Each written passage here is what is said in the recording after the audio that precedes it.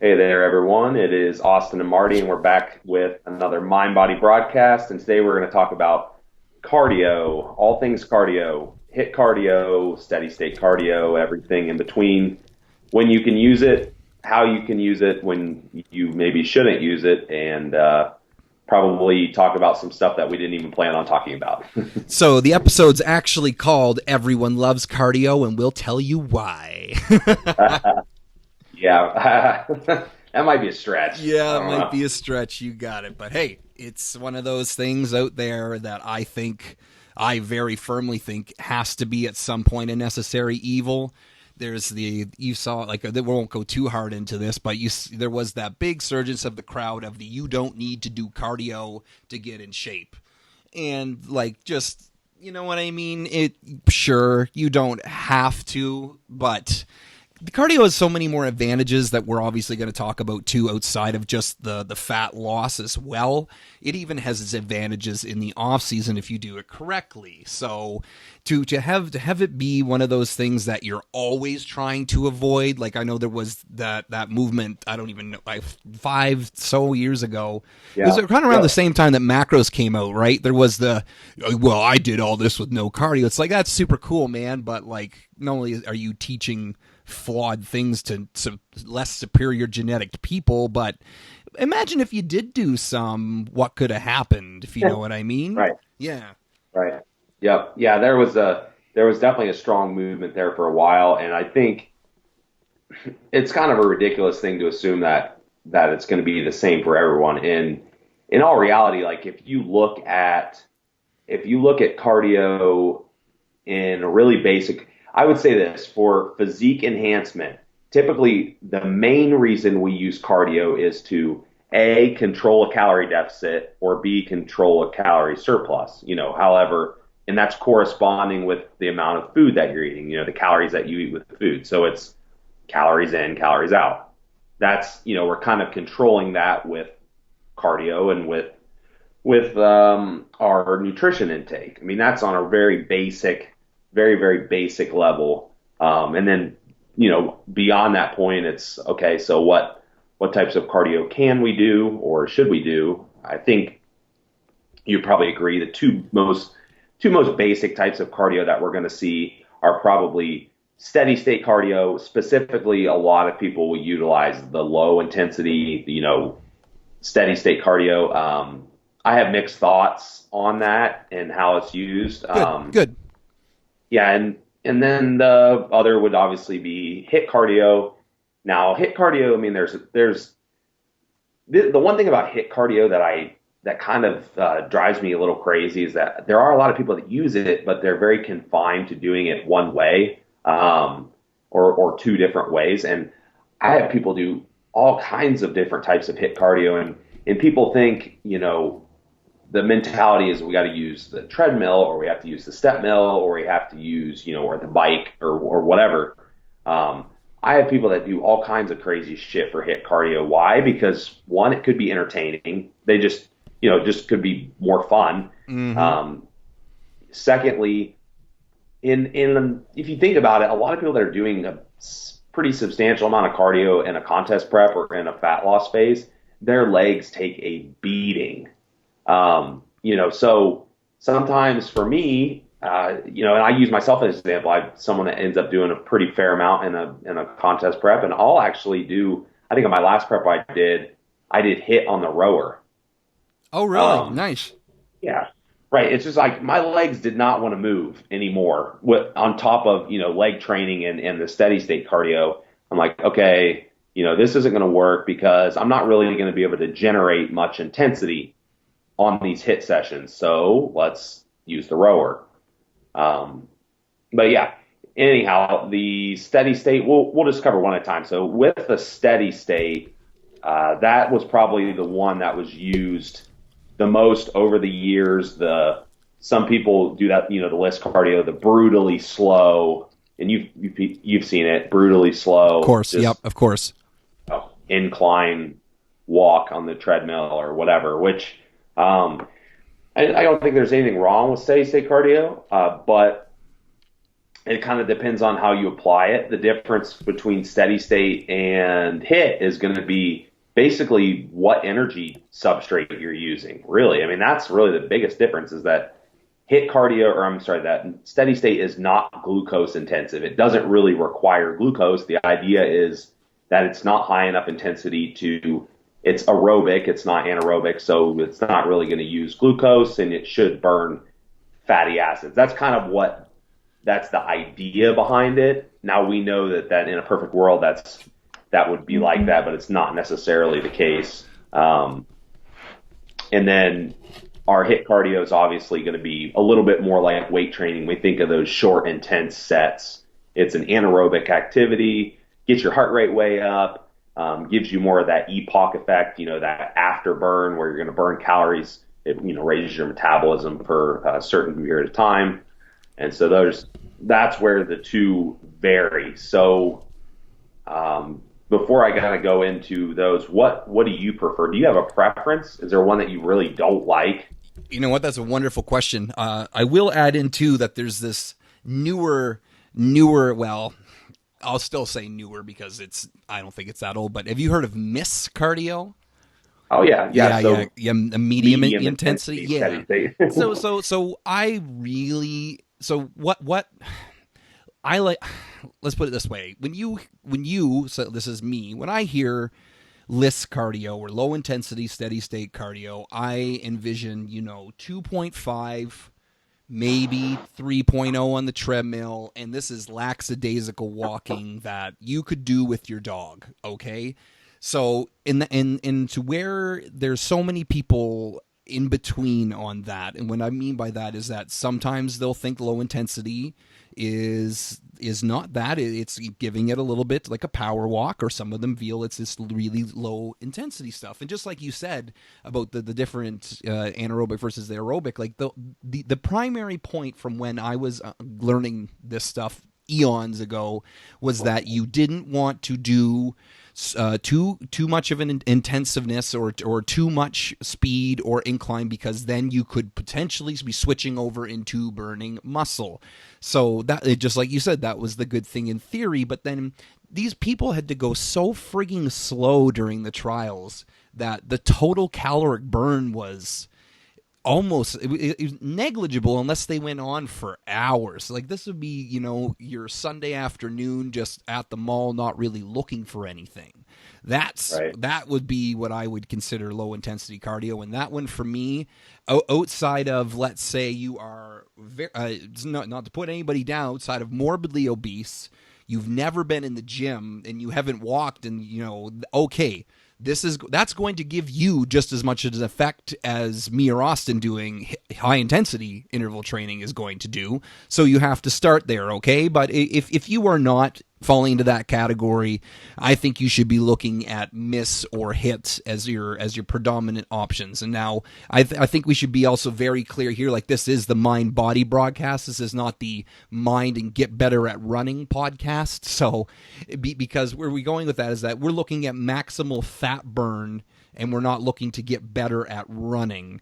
And I don't know how many times I have to say that to people, is just that's not the goal of bodybuilding. Sure, it's a cool side effect if, like, your cardio's up in a sense of you could go play Frisbee with the guys, or maybe you could go do your half marathon that you wanted to do, but it's still just different modalities, like in terms of what you'd want out of your cardio. So I do prefer HIIT cardio, of course, but I do really like to pay attention to, as you said, burnout factor. I really like that you said that you did was it the rower?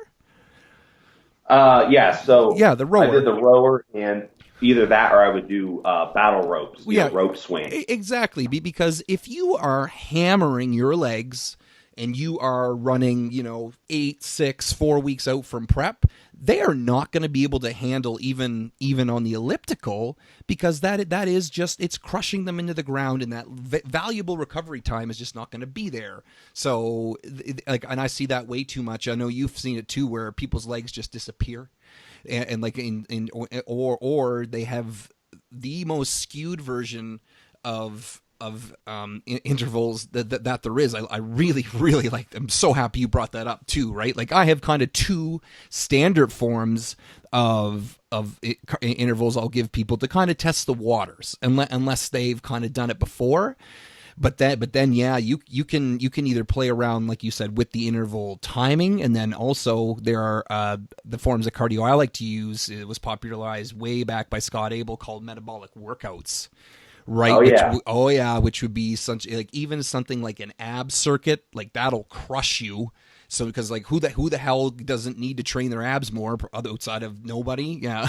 So that's a really damn good way to get and have that be a form of high intensity cardio without taxing the crap out of your legs or another body part, and even like, you know, doing some kind of short circuit or something like that. Like metabolic cardio is so fantastic, and I'm super happy that it's been coming out. But yeah, I will definitely say I'm with you on the sense that I don't really care a lot for lists outside of if you've got a ton of stuff. But I'll say that if you've got a ton of time on your hands, and I mean a ton, and you do want to go for, you're basically a pro athlete and you want to go for a 2 hour, like an hour twice a day walk, and you want to make it slow so that you're not burning muscle, you know what, maybe. But outside of that, my version that I give all of my boys and girls for low intensity is I have them do the test talk. Like that was one of the most famous things up here in Canada when we did the personal training courses, was called the talk test. Was if you can form an entire sentence without taking a breath during your cardio, you are not doing enough damn cardio. Like, you know what I mean? You are just going way too slow. If you can talk to your friend and you don't have to in between like that, then you're not really doing that much. And then that dips into what I said about you're not burning enough calories at all to really do anything. And so what if you get up there and you're burning, you know, you're not being able to keep a conversation going, you are burning significantly more calories, and that is going to beyond outweigh the potential, if you even have the potential, if that means your diet would have to be way off to burn some muscle. So that's my standpoint kind of going in. Yeah, so with this, and I agree on the steady state. I do have people, I should say I do have people use steady state, but I like to look at it as more of a caloric expenditure or distance or something that I can measure in that regard, and not necessarily how slow they're doing it. It can be done in a faster fashion. So let's say tracking calories specifically is a little tricky, because you can use things like, you know, the calorie tracking watches and things like that, or the machine that you're on. Obviously, none of that's going to be completely accurate. However, thank you for saying that, because the amount of girls I know that say, I just burnt 1,000 calories on the 20-minute stepper, and I'm like, no, you most certainly did not. Because to go into that really quickly, is because you're hooked up to the heart rate. Yeah, we know your height, your body weight. We are not hooked up to your genetic metabolism, so there's no way we can tell that that's that accurate for sure. Okay, good. Sorry, I had to interrupt you there, Austin. I'm sorry about that. No, you're fine. Yeah, no, man. It's good.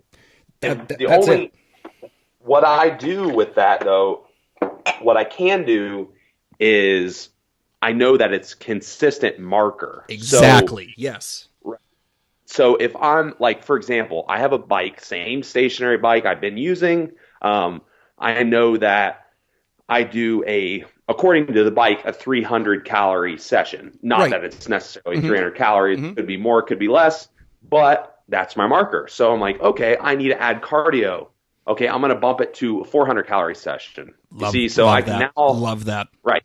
Now I can track exactly how I want, you know, how much distance I'm doing. I'm covering the same amount of time. It's going to be approximately the same caloric expenditure, outside of the fact that your metabolism is going to slow down a little bit as you're going to burn less calories during cardio later in prep. That's a different story.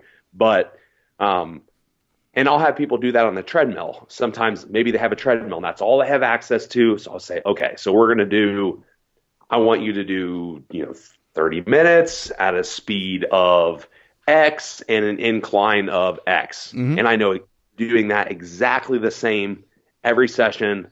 And so when I need to adjust it, I can adjust the time up and down and we're good to go.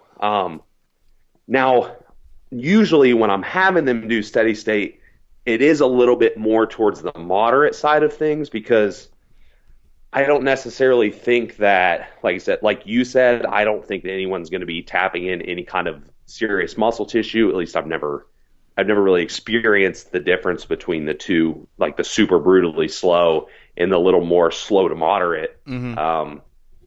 So I'm not really too worried about that in a sense. It's just the consistency factor, like I said. But I do like to use HIIT with just about everyone if I can. I use the metabolic circuits a lot. That's what I call them. I call them metabolic circuits. So I'll add it on at the end of a workout.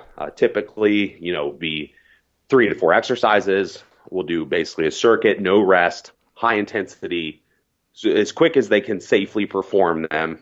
And then, that's their HIIT. That's basically their HIIT cardio, right. Without just, doing it sprints the bike. But I do have, I will have used that too. I like these modified Wingate sprints, basically, is what they are. The really high resistance sprints on a spin bike or a stationary bike. Mm-hmm. So that's a good version of HIIT. I'll use that a lot. But again, I can't always just if I'm having someone do a certain amount of HIIT sessions on the bike, those Wingate sprints, and then I'm having them do, steady state, and they're training legs twice a week. It's like, heck, are they really able to generate as much intensity in their training and in their cardio as they should be? Probably not. So, I'm mixing it up at that point. So that's wonderful you said that, because there has been more than enough times where I've received plans from previous coaches and it will say 60 minutes of intervals. Yeah, what the hell is that? And oh man, like even my ex-girlfriend, she said, "Yeah, I would do." I was like, "There is no way that 60th minute of interval was even remotely close to as all out," which is what I get. Like that's also it too. Like we almost need to define intervals for people, but there was no way that 60th minute was even remotely close to as intense as that first one. And I was giving the analogy, like when people are standing beside me at the gym, I would say, okay, go sprint across the street and back as fast as you can. I said, and then I'll give you a 10-second break, and I want you to do it again. Do you think you're going to be just as fast at the end of that 60? If you do this for 60 minutes, they go, no. And I'm like, well, then how the hell is that true interval? So, right. Yeah, I'm pretty sure you feel me on that one. Oh, for sure. I mean, the way that I have those Wingates, or I call them, I guess they're modified Wingate set up, I'm literally will start someone at like 4 intervals. Mm-hmm. And they're dead. It's like death. It's one of the most agonizing things you can do. And if you do them correctly, there's just no way that you could do. And keep in mind, these are 20-second intervals normally. Yep. This is standing up on the bike and digging in as hard as you possibly can. Because if anyone's seen an actual Wingate test, like watch, if you haven't, go on YouTube and check out a video, guys. They're on there where they like a really famous one here in the bodybuilding community is probably Ben Pekulski doing them. They have the little spin bike. He's in Jacob Wilson's lab and they're all screaming at him. And they're, loading the resistance on the bike, and he's barely moving by the end of the interval. So that kind of gives you an idea. Now do 4 to 6 of those, and you're not doing any more. So I think when people say interval, yeah, it is an interval because they're going slower than they're going faster, but it's not HIIT. Yep, you got it. You got it. Yeah, there was a fantastic video. Like I know the ones that you're referring to there. One of the other coaches here in Canada put up a video. He goes, "This is how high intensity intervals are meant to be. And I have it friggin' on when you sign into my client forum, it says, this is what I mean when I say intervals. And it shows two dudes and the coach is in the middle, and he says, okay, guys, go. And it's on these gigantic what are they? I'm pretty sure they're wind bikes or something like that, right? Oh, are they like the Airdyne bikes? Oh yeah, like the huge fans in them, like the huge fans in them, and like those are not easy to move. And so these guys are 230, 240, and they are just giving it on these bikes. And I think he makes them give it for like maybe 20, maximum 30 seconds. And these guys are dying when he blows the whistle or whatever, right? And then they stop. They don't even do like a lower form of cardio in between. They just stop and just sit there, and right. They're dying. And he's talking, saying, if you don't look and feel and sound like these guys after your 10 to 15 seconds that you're doing a little bit faster on the treadmill, the elliptical ratio, then you are not doing high intensity intervals. You are doing maybe intervals. And I love that you just said that, because that's just it. And I've caught, and I know whoever's listening to this, I know a couple girls listening to that, you would catch them at the gym, and I would open my water bottle and I'd squirt at them and say, that had better not been an interval, like a high intensity interval. And they kind of go, what do you mean? I'm like, oh, I've seen you run fast before. And like, I get it when you get tired or whatever, but just, oh my gosh, like that is just, I don't even know what I would call it, but that is, you are not getting the, like you said, the epoch effect, the afterburn. You are not getting anything out of that. And that's got to be what those girls were doing for those 60-minute intervals. Like you said, it wasn't 60 minutes of HIIT. It was 60 minutes of intervals. So, right. and so like, so here, Austin, what's the longest you will give someone to do like a cyclic version of intervals before like they have like a break? You know what I mean? I'm trying to think what the most I've ever done. Depends on the style. If I do the Wingate ones with the resistance, you get a little bit less because of all the lactic acid. Or if you just do a straight like sprint stop without resistance, you might be able to get a little bit more. Mm-hmm. But man, I can't think of a time I couldn't really have anyone go over like 10 intervals. That's my boy. Good. You got it. Yeah. I mean, that would be, especially if we're doing that Wingate resistance. I mean, dude, I was doing sessions of 6, and I literally had to lay on the floor for at least 5 to 10 minutes afterwards. As I had to lay on the floor as long as I did the damn HIIT session. Mega babes, if you're listening to this, you girls, you just heard exactly what I've been saying for 10 years. Is that right. Not that you should be literally passing out, but should you be sucking back wind, and by the end of that, like if it's 10, 15, whatever second interval, you should have gone so hard that you are watching the seconds just so you can get that damn break, because that is what's going to elicit that most amount of caloric burn, that most amount of energy expended, period. Just that is you that was it. I love that, Austin. Thanks. It's perfect. Yeah, that's it. And then I think too, equipment selection on this. Mm-hmm. I run into this once in a while. Well, hey coach, I did, everything went good this week, got the cardio done, yada, yada, yada. I decided I was going to go ahead and do my HIIT on the treadmill this week. Okay. So there's a problem. So if you guys have listened to the rest of the podcast, you probably already can identify the problem. Well, there's a couple problems with that. For one, the treadmill has lag time between speed up and slow down. Secondly, if you are pushing yourself to that like almost uncontrollable speed and intensity, you won't want to be on the treadmill. It'll be simply dangerous. You'll hurt yourself on the treadmill. You won't be able to, you know what I mean? Mm-hmm. And as soon as that, if it's a 20-second interval, as soon as that 20-second interval it ends, you pretty much can't move your legs anymore. Well, guess what? The treadmill still has to slow down. So, that's when people obviously they jump off and they jump back on. To me, it's if you're jumping back on, off and on at that kind of speeds, it's too risky. I don't like the idea just from injury standpoint. And it's really not good for the treadmills. That's coming from a gym owner. And then secondly, obviously, if you're not jumping off and on, then there's just way too much lag time and speed up and slow down. And you literally can't generate the same intensity on the treadmill, because on the bike, or even on the elliptical, you have those handles to hang on to. you can really drive, on the bike, you can stand up and dig in. I describe it. Stand up, dig in, or you don't necessarily even have to stand up. Just dig into the bike, crouch down, whatever you got to do.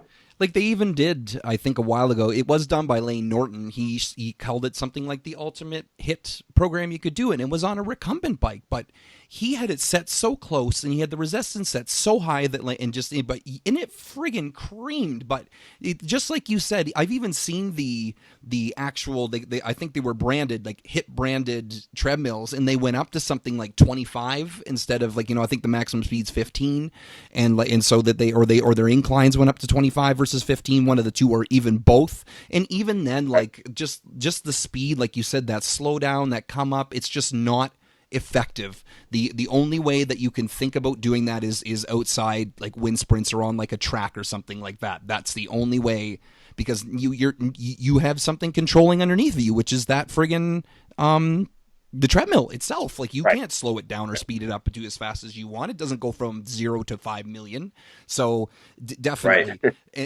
And let's touch on that now too, because you were talking about how people get too stuck in their ways with them, or they don't really branch out. Like I remember when I first met Justin Harris, and he gave me some intervals, and it was death, man. It was like 30-second warm up, then a minute and a half of intervals. A minute and a half high intensity interval, 30-second break, 2 minute of high intensity interval, 2 minute break, and it was so sporadic that I was like, how am I gonna do this? But the way he had it laid out so that you could do it, so whenever you died, you have enough recovery period from the death that you could raise from the dead, and then you could do it again. But it's just, so to get caught into the entire same cadence is just not going to be, and then your body will just like a workout program in a sense. Your body will adapt to that, and it will know that speed. It will know that whatever is even so much as switching the machine. Go from the elliptical and try the stepper, because your body, you suck at the stepper now, and now you're trying to do all that. Just like you said, you went and go do the rower. Maybe you haven't done the rower for every. Oh my god! And then that's neural adaptation. Let alone you don't know how to do it. You don't know how to pull the. Oh my gosh! And that's where the calorie burning comes, is wherever you don't get comfortable. I've said this, I don't know how many times, and hopefully it's a quote that I've come up with. Be like, yeah, mega quotes is you don't ever want to get good at cardio from a fat loss perspective. Like you want to be so terrible at cardio so that you can do the least and get the most out of it. But once you start getting good, you are gonna have to do something to make it so that you're not good, especially if you have a time constraint. Just like if you let's say you're prepping for a show, you're a family man, whatever, your family, you've got daughters at home, you're a girl, and you only have an hour. Let's say the maximum you can do is an hour a day per week. Then you are gonna have to do something to make that more juice out of that every single time. Like you said, how there was the 300 calories on the one machine. Well, then you can do the 350, or you can always somehow do better. But if you only got that hour and you're still doing, the same 15 on, 15 on, that will not only stop working, that'll down regulate. So you'll get better at the cardio, especially that's probably the biggest caveat of steady state cardio, is that you get better at it, and you get better at it friggin' quick.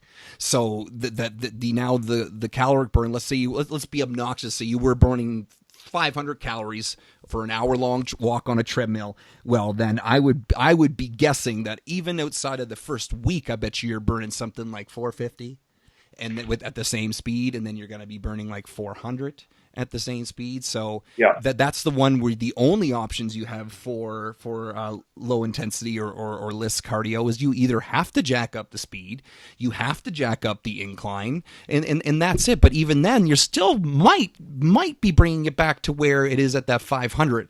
And I'll just use this 500 as a gauge for where I'm going to go in to talk about how much more it can be with high intensity interval training. Is that once you start getting good, you're not out of shape in the sense of you can potentially run, or you can potentially give it. Now you're going to dip into something like 750 or 1,000. I'm just picking arbitrary numbers, but now you are going to burn like 1.5 to double the amount of calories in the same amount of time, and that is exactly what you want. And if you have built the muscle, you are not doing only stepper, which I have seen girls do, and they wonder what happened to their legs because all they did was stepper intervals, and all of a sudden what happened to my legs. So if you rotate like Austin did, you go on the bike, or you do some of the metabolic circuits for, let's say, your abs, or you do something for, you do like a compound circuit for your shoulders, and then go back and do some elliptical. That's where the magic happens, and that's where I don't see enough coaches doing this. I see too many coaches going off of purely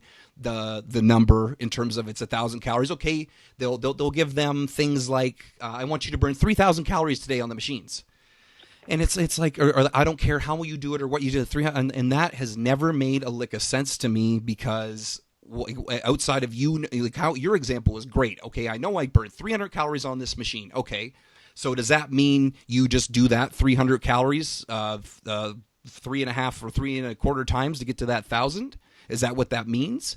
Or because like, or then how do you know every single one of those machines? So have you seen that kind of been employed lately? Is the whole burn 1,000 calories per your week? Yeah. So, because I kind of alluded to that a little bit when I was talking, but I gave you a little more context. That's right.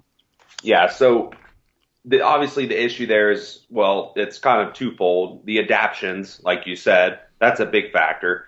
A good good example I could give you is I have a lot. Well, I don't know if I'll say a lot, but I have some people that use, calorie tracking devices. Okay. So it's not necessarily because I recommended them, to be honest. It's just because they've used them.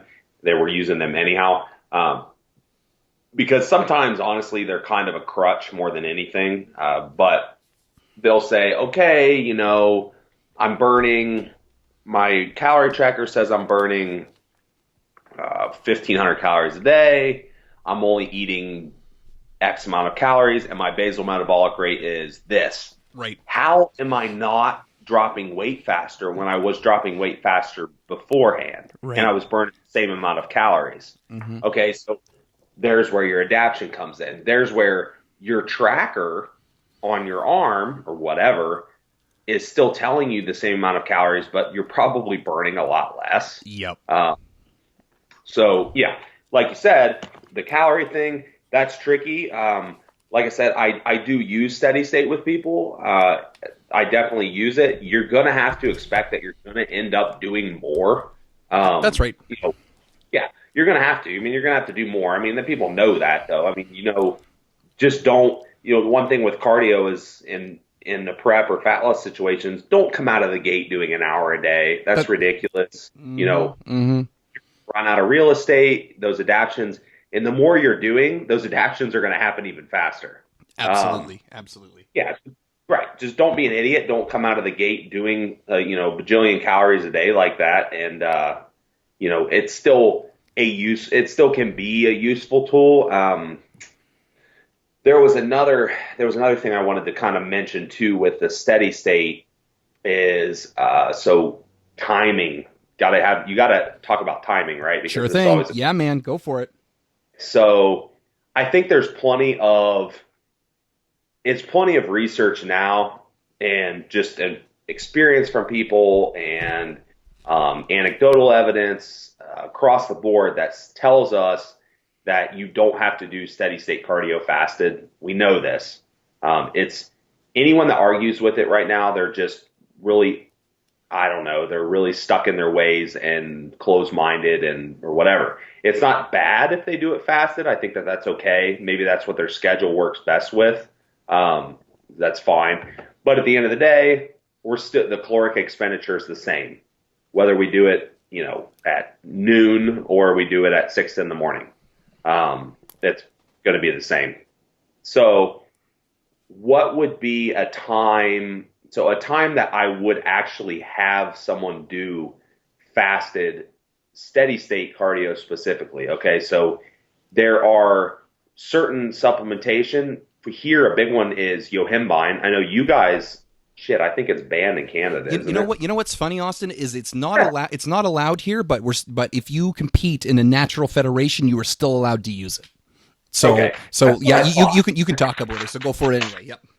Yeah. So yohimbine HCl, it's a fat loss supplement. It works on alpha receptors. A lot of the other supplements, like your caffeine, ephedrine, all of those, they tend to target the beta receptors more. The yohimbine is notoriously good for quote unquote stubborn fat areas. Mm-hmm. Now, if it can help with that, but the kicker with yohimbine is it needs to be used in an unfed state. It needs to be used in a low insulin state, low blood sugar state. So what's the best way to do that? Well, when you wake up in the morning, you haven't eaten for X amount of hours, you are in pretty much as most fastest state that you're going to be in. So yohimbine can be used. It should be used with, I have everyone use it with a caffeine source of some type. It doesn't necessarily have to be in pill form. It could be whatever, coffee, whatever they want. Typically, yohimbine too, I kind of see the dose get butchered a lot. I know you've followed a lot of Lyle's work. Absolutely, yep. Yes, he was one of the big ones with yohimbine. I know back when it really became popular. So dosing with that, you could actually go anywhere. You could go as high as 1 milligram per pound of lean body mass or lean body weight. Mm-hmm. So that's pretty high. Like it comes in 2.5 milligram to maybe 3 milligram capsules. So most people like, oh yeah, I'm using yohimbine. I take 1 capsule before cardio. I'm like that. You're taking 2.5 milligrams. You weigh 240 pounds. That's right. That's right. So like me, for example, I don't know exactly what my lean body mass was. I compete as a light heavyweight, it's 198. I was floating around a little over 200 pounds. I used 20 milligrams. That's right. Yep, exactly. And it's one dosing. So yohimbine is hit or miss for people. It does cause some anxiety issues, some uneasy feelings for some people. So always ramp up slowly.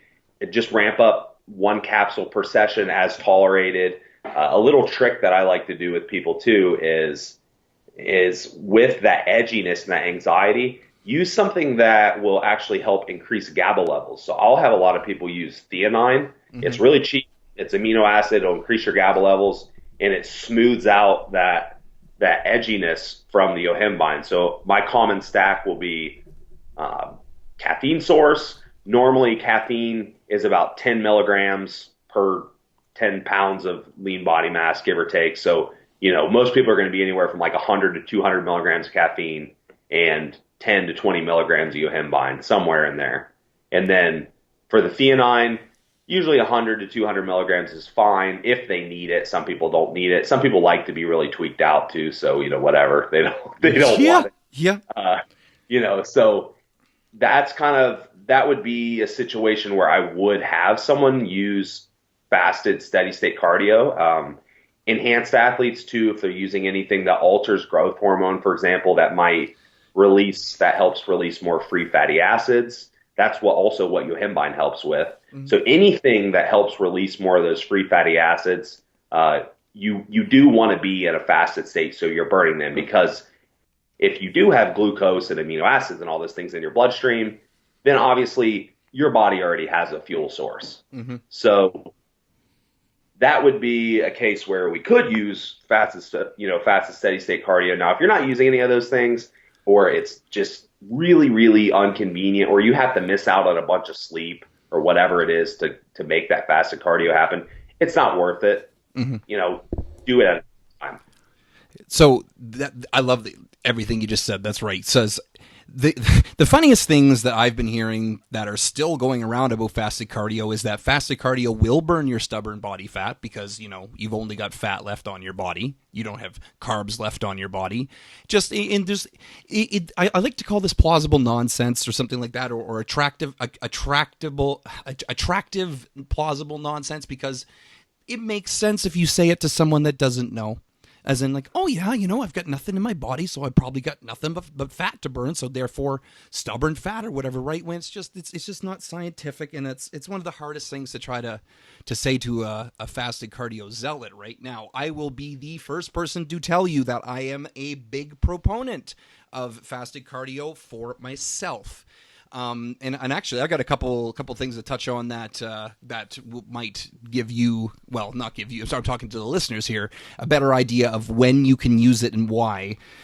So fasted cardio, yes, if you are not taking any of the fermented supplements or anything like that, and you are, we'll say, I don't want to use the term clean, but if you were just an average person and you were doing the cardio is the literal exact same, then you will have zero benefit. And it's zero benefit. There was maybe I remember, I don't think they looked into it far enough, but they were looking at guys with sub 10% body fat and showing that had saw a little bit more effect on doing it fasted cardio. But my thoughts are, and this might be purely anecdotal because I don't know if I read this, and this is what I wanted to go into, is that if you are training your balls to the wall and you're giving it everything you got at nighttime, and then you have to go do cardio, you are not going to have a lot of energy to do that cardio. So this would be a good time. Let's say if you really wanted to win that show, you had the time, then I would split up the cardio. Now, it wouldn't necessarily have to be fasted cardio, but I would do your cardio, let's say, in the morning, and then do your weight training at nighttime, because then after that brutal weight session, you're not trying to do that cardio and you've got nothing for it. Because no, it's not a walk in the park. You can't just jump on there and do low intensity when you are supposed to be doing a high intensity. Now you are screwing yourself over for that in terms of metabolic burning, your caloric burning. It's just not going to work out that way. So it's that's also why too, you would need more of the low intensity stuff. Is that, let's say you've done intervals, you've maxed yourself up, you've done the row machine, and everything is just starting to feel beat up, and you're 3 weeks out, whatever. Now we do got to switch to low intensity, because you don't want to eat less. We want to keep you moving. It is just going to be looking to get those calories going without taxing anything too friggin' heavily. Yep. Because that's it. Because that's the one times that you're like, yes, in terms of I would pick low intensity steady state cardio over high intensity, is if you can just tell. Like, let's say you look at a photo of I actually looked at a photo of my girl here that's doing the Arnold Classic. Hi, Kate. She her legs were getting a little bit too watery, and we didn't, if anything, calories went down. I said, okay, you know what, we're switching up the leg interval stuff. She, okay, because I could just see that it was. And then of course we cut them out a little bit. Now leg training got better. I was like, there we go. So we were there, exactly, because that's a really easy way to tell too. Is if, let's say, blah blah blah, they're doing stepper, because every girl likes to do stepper for their HIIT, and then, oh my God, I can usually squat a plate. I can only do 25s a side. Whoa, okay. Like now I'm not talking plate down to just 40 a side, down to 35. No, I'm talking plate down to almost half of a plate. That is showing you something really, really bad. So that could be corrected. But then, so for that too, to go into the Yohimbine, I don't know how big of a fan you are of them, but any of the topical Yohimbine creams, I'm a gigantic fan of them. I will flat out say I've been waiting for when because I remember way back in the day, Dan Duchesne wrote in one of his books in like 92, I really wish someone would come out with a topical Yohimbine cream that was absorbable. And fast forward, 20 some years, here we are with a couple of them out there. And it's the funniest thing to try to, like, I won't even say convince her. So the funniest thing to explain to someone, say, yes, I have a fat burning cream that only works when you're fasted. And they kind of go, what are you talking about? But it does. Like, I don't, just the way that it sucks on to the receptors on the body. Like, I've done various tests with myself, various tests with other clients. And because but people, it's just going to make you lose water weight. I'm like, if you really know how Yohimbine works, it holds on to water. So it goes into the cells and whatever, and then basically just holds on to the water that's there. Which is going to kind of masking the fat loss per se, but then when you whip the water off, it's like, oh, okay. And I've done that. I've worn some of these neoprene belts with the cream on them before, and yeah, it burns like absolute fire. But I have not seen that quick of results. Excuse me, on my stomach and my lower back before I started using these creams. So yeah, like that is one of the, like, let's say you do have a stubborn body stubborn body part. Like, you're a dude, you're like, I'll just use me. My lower back and my lower abs are the last place to go. Everything else will be cut up to smithereens. And if I just switch my cardio to the morning and use yohimbine and use the wrap at the same time, I will get so much more expedited results. And not only that, but then even if I'm inside my head with some placebo effect, you know what I mean? Like, if I'm like, yeah, I'm using yohimbine, I'm getting that's even more beneficial, because now I've got placebo effect with something that actually works. And then the last thing I wanted to touch on there too was how people will always go off of heart rate for their cardio.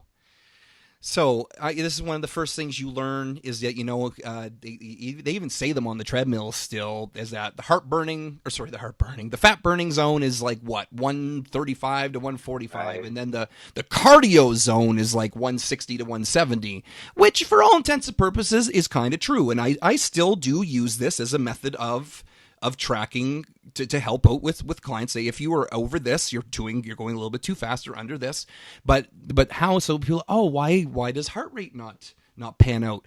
It's like, if I were to jump up behind you right now, Austin, in my best, I don't know, Joe Jeffries mask, and scare the living crap out of you, and you were and your heart rate, does that mean you're burning fat right now? Of course, right, yeah. Of course it does. And as soon as you say that, people, they go, oh my God, I never thought of it that way. It's like, no, heart rate is it is a good gauge, but no, that's not it. A movie theater full of terrified people are not burning more fat than the people doing HIIT intervals. So that's I really hope I clear that up for a lot of people, that yes, you can use it as a gauge, but it cannot be your only gauge. It's a lot like the scale of the treadmill is just you using just heart rate to go off of to see if that's, I got my heart rate up there.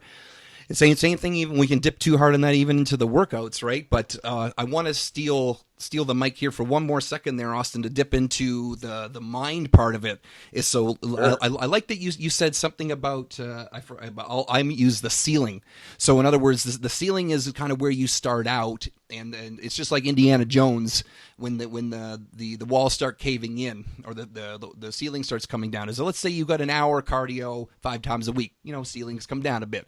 Okay, an hour of cardio 7 times a week. Okay.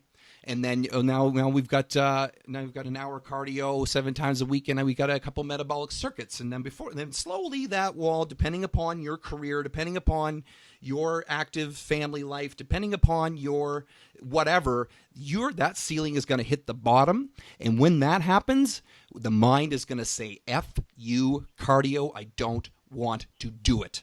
And now you're going to start loathing going there. And now you're not going to be giving everything to your high-intensity interval sessions. And that's when the mind can really start to screw you over here, even if it's set up perfectly. Because, and even going into what you said, Austin, with it's not worth it to wake up in the morning if that's stealing away from your work, or if it's stealing away from, family time. Let's say you always wake up and make the kids breakfast, and oh no, sorry, little Joe.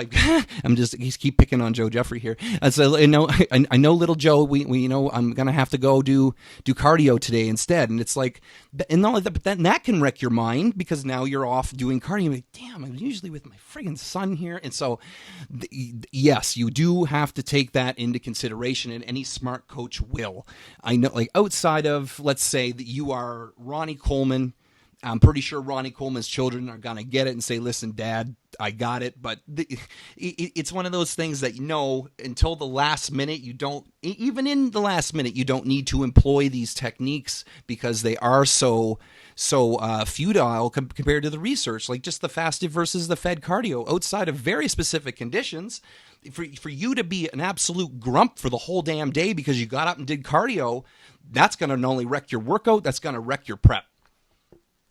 Yeah, you're right. You're totally right. I'm glad you brought up the mind part of it. I won't really reiterate any of the points. You made some really good points in there. Thanks, buddy. Yeah, it's really good. Without just sitting and repeating them. I like the idea of splitting cardio away from training at times for certain people, if that's possible. one thing that I recommend to people a lot is get a piece of cardio equipment at home. You know, I recommended this to people and they're like, oh my gosh, it's such a great idea. Like they never thought of it. And I'm thinking it's really not, and it doesn't have to be anything extravagant. Get something like I said, I use the bike because I can track the distance or caloric expenditure, kind of, do that way if I want to do the steady state. And then I can also use it for HIIT, obviously. I can't even tell you the last time I did cardio at a gym, So perfect. Yeah, so I was doing nearly, which you can do cardio at the gym, and there's nothing wrong with that. But I'll have people, I want them to do the steady state fasted cardio and implement some of those fat loss compounds. The yohimbine cream, by the way, is awesome. Good addition for sure.